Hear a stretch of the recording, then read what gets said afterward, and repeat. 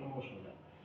وقال صلی اللہ علیہ وسلم من اراد ان تستجاب دعوته، حضور علیہ السلام نے فرمایا کہ جو آدمی چاہتا ہے کہ اس کی دعا قبول ہو جائے. اب یہاں پر دعا کی قبولیت کے بارے میں بتایا جا رہا ہے کہ حضور علیہ السلام نے دعا کے قبول ہونے کا نسخہ بتا دیے کہ تمہاری دعا قبول کب ہوگی، دعاؤں کی قبولیت کا وقت کب ہوتا ہے، اور تمہاری دعا کی قبولیت کا نسخہ کیا ہے.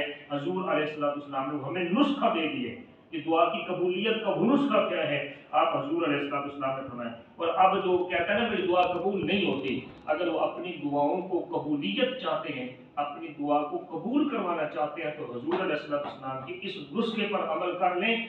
نعوذ باللہ، حضور کا فرمان جھوٹا نہیں ہوتا. حضور جب بھی فرماتے ہیں سچ فرماتے ہیں.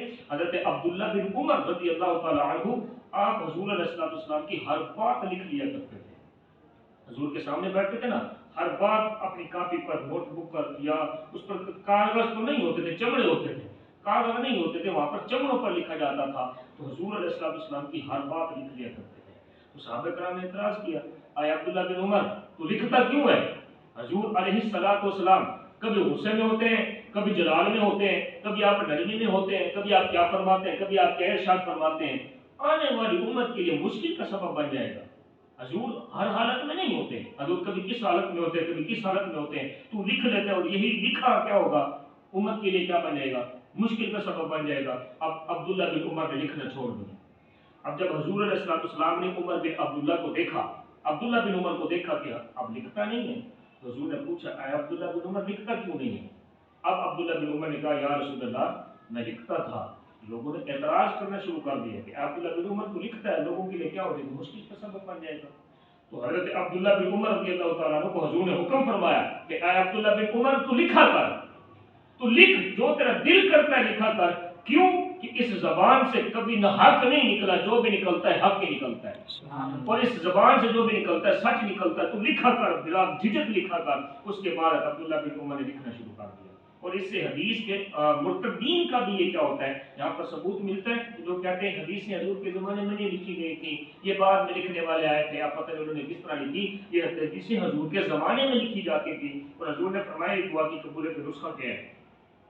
حضور فرماتے ہیں وقال صلی اللہ علیہ وسلم من اراد ان تستجاب دعوته.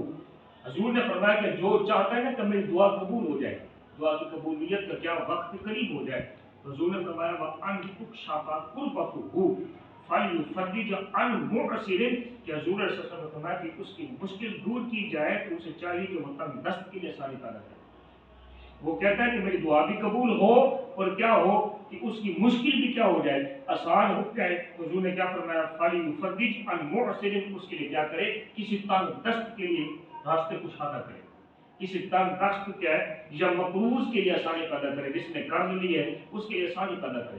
یہ نہیں قرض دے تو لیا ہے، دے دیا ہے، اب جو بیچارہ مقروض ہے اس کے پاس پیسہ نہیں ہے تو جب اسے وقت دے دے کہ وقت تیرے پاس جب چاہے تیرے آئے تو دے دینا. یہ نہیں ہے کہ اسی وقت شروع ہو رہے ہیں مجھے دے بس دے، اگلے کے پاس نہیں ہے وہ بیچارہ کہاں سے دے. تو کیا کرے، لوگوں کے لیے آسانی پیدا کرے. جب بھی کوئی معاملہ آیا تو ان کے لیے کشادہ دل کرے، تنگ دل سے نہ، کشادہ دل کرے. ان کے لیے ہمیشہ کیا کرے، لوگوں کے لیے آسانی پیدا کرے. تو حضور نے فرمایا جو لوگوں کے لیے آسانی پیدا کرتا ہے تو اللہ تعالیٰ پھر ان کی دعائیں بھی قبول فرما لیتا ہے. یہ دعا کی قبولیت کا نسخہ بھی ہے، اور دعا کی قبولیت کا وہ اس کا دار و مدار بھی اس حدیث پر ہے کہ حضور علیہ السلام نے فرمایا کہ اگر تم ایسا کرو گے تو تمہاری دعائیں قبول ہو جائیں گی. اس لیے پہلے حضور نے فرمایا کہ اس کی دعا قبول ہو اور اس سے مشکل دور ہو جائے تو کیا کرے، لوگوں کے لیے آسانی پیدا کرے. تو اس کی دعا کی قبولیت کا دار و مدار کیا ہونا چاہیے، لوگوں کی آسانی پیدا کرو تو تمہاری دعا کیا ہوگی، قبول ہو جائے گی. اللہ تعالیٰ ہمیں بھی ان حدیث پر عمل کرنے کی توفیق عطا فرمائے. بس ہم کہتے ہیں سیرت رسول بس اس پر عمل نہیں ہے، بس ہم رٹتے ہیں سیرت رسول ہے جناب، سیرت رسول پر عمل کرو، حضور کی سیرت دیکھو، حضور کی صورت دیکھو، بس وہ کہتے ہیں سیرت دیکھو، عمل نہیں ہے. کون ہے جو آج لوگوں کے لیے آسانیاں پیدا کرتے ہیں؟ ہوں گے کوئی 100% میں سے 80% لوگ جو مشکل پیدا کرتے ہیں، اور جو ہوں گے 15-20% جو وہ آسانیاں پیدا کرتے ہیں.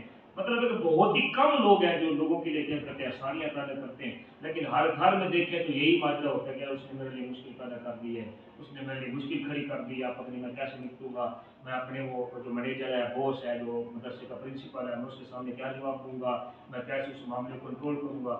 اس لیے کہ کیا کرتے ہیں لوگوں کے لیے مشکل زیادہ پیدا کرتے ہیں، آسانیاں کم پیدا کرتے ہیں، تو اس لیے آسانیاں پیدا کرو، مشکلات نہ پیدا کرو۔ اللہ تعالیٰ نے عمل کی توفیق عطا فرمائے۔